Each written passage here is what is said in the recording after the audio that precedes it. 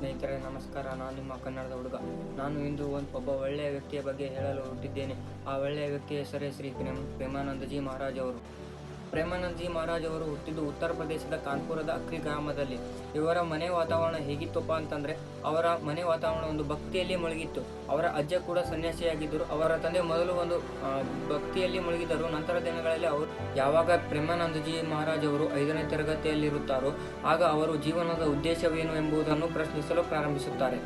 ಮತ್ತು ಪಾಲಕರ ಪ್ರೀತಿ ಶಾಶ್ವತವೇ? ಆದರೆ ಪಾಲಕರ ಪ್ರೀತಿ ಶಾಶ್ವತವೇ ಅಲ್ಲದಿದ್ದರೆ ನಾವೇಕೆ ಸಂತೋಷದಲ್ಲಿ ತೊಡಗಬೇಕು ಎಂದು ಅವರನ್ನವರೇ ಪ್ರಶ್ನಿಸಿಕೊಳ್ಳುತ್ತಾರೆ. ಶಾಲೆಯಲ್ಲಿ ಅಧ್ಯಯನ ಮಾಡುವುದು ಮತ್ತು ಭೌತಿಕ ಜ್ಞಾನಗಳನ್ನು ಪಡೆದುಕೊಳ್ಳುವುದು ಎಷ್ಟು ಮುಖ್ಯ ಮತ್ತು ಅದು ಅವರ ಗುರಿಗಳನ್ನು ಹೇಗೆ ಸಾಧಿಸಲು ಸಹಾಯ ಮಾಡುತ್ತದೆ ಎಂದು ಅವರನ್ನವರೇ ಪ್ರಶ್ನಿಸಿಕೊಳ್ಳುತ್ತಾರೆ. ನಂತರ ಅವರು ಆ ಪ್ರಶ್ನೆಗಳಿಗೆ ಉತ್ತರ ಹುಡುಕಲು ತಮ್ಮ ತಿಳಿದ ಕೆಲವು ಜಪಗಳನ್ನು ಮಾಡಲು ಪ್ರಾರಂಭಿಸುತ್ತಾರೆ. ಅವುಗಳ ಹೆಸರೇನೆಂದರೆ ಜೈ ಶ್ರೀರಾಮ್ ಮತ್ತು ಜೈ ಜೈ ರಾಮ್, ಹರೇ ಮುರಾರಿ, ಹರೇ ಗೋವಿಂದ ಹರಿ ಎಂದು ಜಪಿಸಲು ಪ್ರಾರಂಭಿಸುತ್ತಾರೆ. ಯಾವಾಗ ಪ್ರೇಮಾನಂದಜಿ ಮಹಾರಾಜ್ ಅವರು 13ನೇ ವಯಸ್ಸಿನಲ್ಲಿರುತ್ತಾರೋ ಅವರು ಮಾಡುವ ಅಥವಾ ಮಾರ್ಗಗಳ ಬಗ್ಗೆ ಅವರ ತಾಯಿಯಲ್ಲಿ ವಿಶ್ಲೇಷಿಸುತ್ತಾರೆ.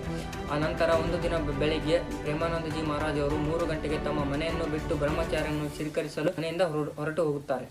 ನಂತರ ಪ್ರೇಮಾನಂದಜಿ ಮಹಾರಾಜ್ ಅವರು ನೈಷ್ಠಿಕ ಬ್ರಹ್ಮಚಾರ್ಯವನ್ನು ಪಡೆದರು. ಅವರಿಗೆ ಬ್ರಹ್ಮಚಾರ್ಯವನ್ನು ಪಡೆದ ನಂತರ ಅವರಿಗೆ ಆನಂದ ಸ್ವರೂಪ ಎಂಬ ಹೆಸರನ್ನು ನೀಡಲಾಯಿತು. ಮಹಾರಾಜಿಯವರು ಆಶ್ರಮದ ಶ್ರೇಣೀಕೃತ ಜೀವನವನ್ನು ಸ್ವೀಕರಿಸಿದ ಕಾರಣ ಅವರ ಜೀವನವನ್ನು ಬಹುಕಾಲ ಗಂಗಾ ನದಿಯ ದಡದಲ್ಲಿ ಕಳೆಯಬೇಕಾಯಿತು. ಪ್ರೇಮಾನಂದಜಿ ಅವರು ದಿನದ 3 ಬಾರಿ ಗಂಗೆಯಲ್ಲಿ ಸ್ನಾನ ಮಾಡಿ ಅವರು ಚಳಿ ಮಳಿ ಎನ್ನದೆ ಅವರು ಜ್ಞಾನಕ್ಕೆ ಕುಳಿತಾಗ ಆ ಶಿವನನ್ನು ಆರಾಧಿಸುತ್ತಿದ್ದರು. ಶೀಘ್ರದಲ್ಲೇ ಶಿವನು ಅವರಿಗೆ ಒಲಿದರು.